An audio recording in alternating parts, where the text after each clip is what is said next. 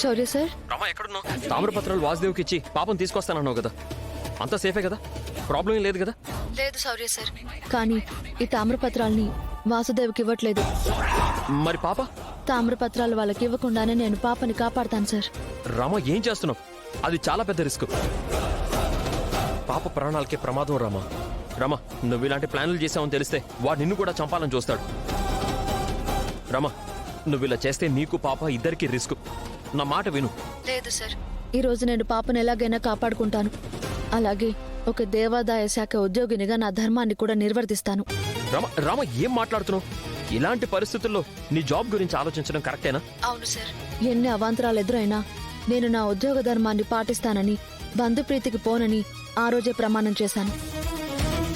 ఇప్పుడు ఈ పాపని కాపాడటం మాత్రమే నా బాధ్యత కాదు, గుడిని నమ్ముకుని ఉన్న ఊరి వారిని కాపాడడం కూడా నా బాధ్యత.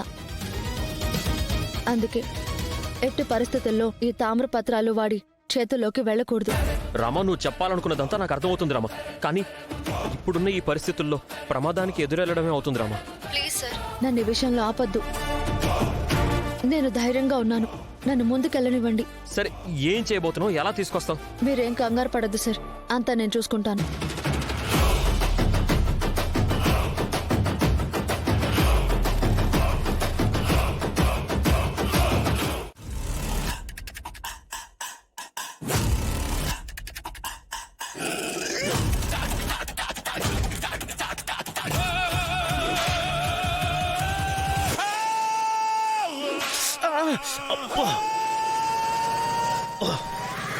నువ్వా మా ఇంటికొచ్చి నన్నే కొడతావా?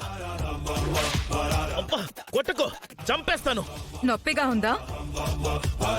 నా పాపని కిడ్నాప్ చేస్తే మరి నాకెంత నొప్పిగా ఉండాలి? మర్యాదగా నా బిడ్డని నాకు అప్పచెప్పు. నీకు కావలసిన తామ్రపత్రాలు ఆ రామలక్ష్మి దగ్గరున్నాయి. నీకేదైనా ఉంటే ఆ రామలక్ష్మితో నేరుగా పెట్టుకో. మధ్యలో నా బిడ్డ ఏం చేసింది? దాన్ని కిడ్నాప్ చేసావు. ఏయ్, ఎందుకు నవ్వుతున్నావు? నువ్వు పాప మీద ప్రేమ ఉన్నట్టు మాట్లాడుతూ ఉంటే నవ్వొచ్చింది. అసలు ఆ బిడ్డ నీ కడుపున పడ్డమే నీకిష్టం లేదు. ఆ బిడ్డ ఏడుస్తుంటే నిన్ను పాలివ్వమంటే ఆస్తి రాసివ్వమన్న ఘాతకురాలివి నువ్వు. నువ్వొచ్చి నాకు చెప్తున్నావా బిడ్డ సెంటిమెంట్ గురించి? నిన్నేం చేస్తానో చూడు.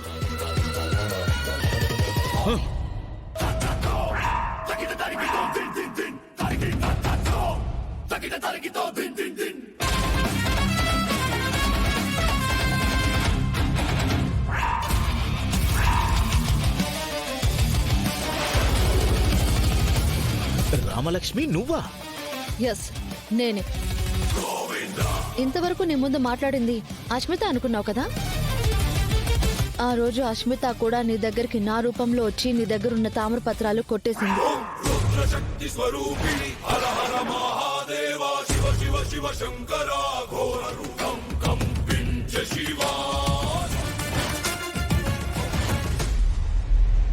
ఇప్పుడు మోసపోయినట్టే ఆ రోజు కూడా మోసపోయావు.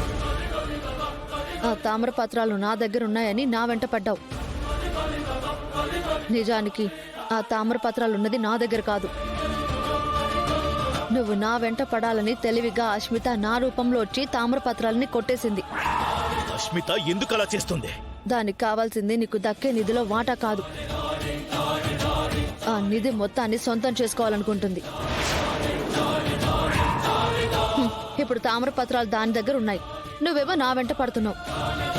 అయితే ఆ అస్మితతోనే మాట్లాడతాను. అలాగా? ఫోన్ చెయ్యి. ఇప్పుడే చేస్తాను.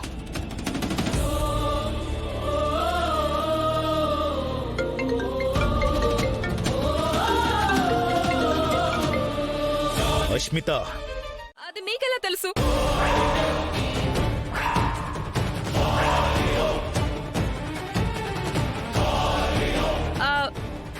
అది నేను కాదు. ఆ రామలక్ష్మి నాటక వాడుతుంది, అది నేను కాదు. మరి నువ్వు కానప్పుడు నీకెలా తెలుసని ఎందుకు అడిగావు? నేను కాదని ముందే చెప్పొచ్చు కదా. ఆ రోజు వచ్చింది నువ్వే. ఆ రోజు తామరపత్రాలు తీసుకెళ్ళింది నువ్వే. కాదు, నేను చెప్పేది వినండి. నాకంతా అర్థమైపోయింది. నాకేం చెప్పక్కర్లేదు.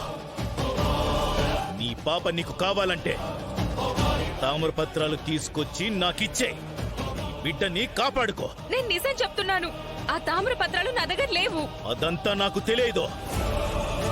తామ్రపత్రాలతో రా, పాపతో వెళ్ళిపో. వెయిట్ చేస్తూ ఉంటాను. హలో హలో, ఛ! తామ్రపత్రాలు తన దగ్గర లేవు అంటుంది కదా. అవి తన దగ్గర లేక కాదు, అది కడుపున పుట్టిన బిడ్డను కూడా వదులుకోవడానికన్నా సిద్ధపడుతుంది. కానీ తామ్రపత్రాలు అస్సలు నీకివ్వదు. ఇప్పుడు నువ్వు ఆ బిడ్డని చంపుతానని చెప్పినా ప్రయోజనం లేదు. ఎందుకంటే దానికి తన కడుపులో పుట్టిన బిడ్డ అన్న సెంటిమెంటే లేదు. ఆ తామ్రపత్రాలు నీకెట్టి పరిస్థితుల్లో ఇవ్వదు.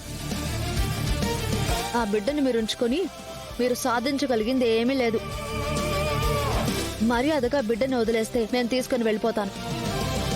నీకు తామ్రపత్రాలు కావాలంటే దాన్ని పట్టుకో. నో, నీకు మాత్రం బిడ్డనివ్వను. ఏ తల్లికైనా సరే నవమాసాలు మోసి కన్న తర్వాత ఆ బిడ్డ మీద ఎంతో కొంత ప్రేమ ఉంటుంది. అందుకే మొన్న ఇంటికొచ్చి పాపని తీసుకెళ్లాలని ప్రయత్నించింది. తామ్రపత్రాలు తన దగ్గర ఉన్నాయని అప్పుడు నాకు తెలియదు. అందుకే వదిలేశా. ఇప్పుడు మాత్రం బిడ్డను ఎట్టి పరిస్థితుల్లో నేను నీకివ్వను.